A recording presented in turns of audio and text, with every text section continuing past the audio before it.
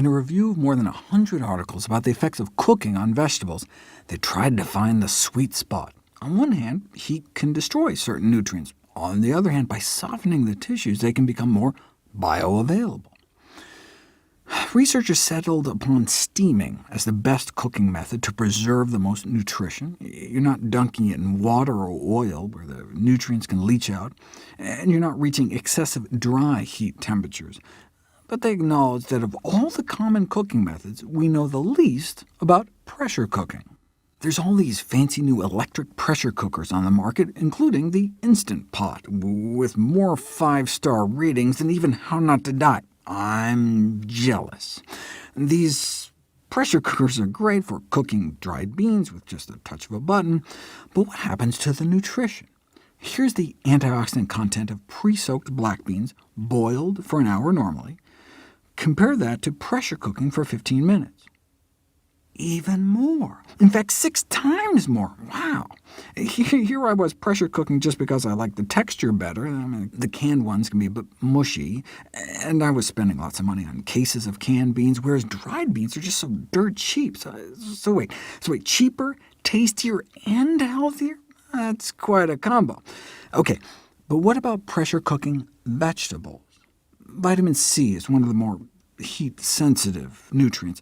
Sauté spinach or amaranth leaves in a pan for 30 minutes, and about 95% of the vitamin C is destroyed, whereas 10 minutes in a pressure cooker wiped out only about 90%. But who pressure cooks spinach for 10 minutes? And sautéing for half an hour? And even then, not much effects on beta-carotene levels either way. Vitamin C is but one of many antioxidants. What about the effects of pressure cooking on overall antioxidant capacity? Here's the cooking methods they compared. So for the carrots, for example, 12 minutes of boiling compared to 5 minutes of pressure cooking compared to 6 minutes of microwaving. Here's what they found. Cooking carrots increased their antioxidant potential. In fact, pressure cooking nearly doubled their antioxidant value, whereas peas took a hit no matter how they were cooked. I'm particularly interested in the greens. The chard wasn't affected much across the board, but microwaving beat out pressure cooking and boiling for the spinach. Note that pressure cooking beat out the boiling too, though, and pressure cooking is boiling, just at a shorter time and a higher temperature. But the time appeared to trump the temperature. Significantly less nutrient loss pressure cooking spinach for 3.5 minutes compared to boiling for 8. Same for those magical cancer-fighting glucosinolate compounds in cruciferous greens, the healthiest greens, like kale, collards, and turnip greens. Here's where levels started out raw, with 3/4 wiped out by boiling, but less than half with pressure cooking. Now, both got beat by steaming, but that's because you weren't dunking the greens in water, which can leach out the nutrients.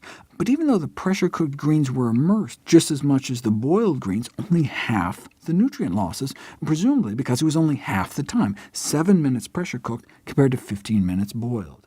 OK, so here's my idea. This was after 10 minutes of steaming. What if you cut down that time by pressure steaming? Like put a layer of water down at the bottom of an electric pressure cooker, drop in a metal steaming basket on top, and then put the greens in and steam under pressure. That's how I cook the greens I eat every day. I've always loved collards in Southern cooking or Ethiopian cuisine, and I found I could get that same melt-in-your-mouth texture just steaming under pressure for 0 minutes. What you do is set for 0, so it shuts off as soon as it reaches the cooking pressure, and then quick-release valve it immediately to release the steam. The greens turn out perfect, bright, emerald green, cooked tender. Give it a try, and let me know what you think.